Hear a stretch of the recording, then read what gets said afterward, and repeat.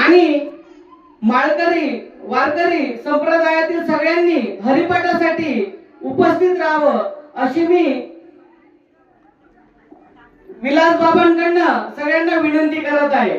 आणि हरिपाठ संपल्यानंतर सगळ्यांसाठी भोजनाची व्यवस्था आहे, तर भोजनाचा लाभ घ्यावा ही मी सगळ्यांना विनंती करत आहे। आणि अशाच प्रेमाने बहुसंख्येने कीर्तनालाही हजर राहावं। 8 वाजेला कीर्तनाला सुरुवात होणार आहे, त्याच्यासाठी लवकरात लवकर आता सगळ्यांनी वारकरी संप्रदायातील सगळ्यांनी टाळकरी माळकरी यांना विनंती आहे की सगळ्यांनी लवकरात लवकर मंदिराजवळ यावं आणि लवकर हरिपाठाला सुरुवात होईल आणि मग नंतर भोजनाला सुरुवात होईल आणि लगेचच कीर्तनाला सुरुवात होईल। म्हणून सगळ्यांनी आपली उपस्थिती इथं आपण उपस्थित व्हावं आणि आपली उपस्थिती ही प्रार्थनीय आहे। आणि मी सगळ्यांना विनंती करतो की सगळ्यांनी इथं यावं।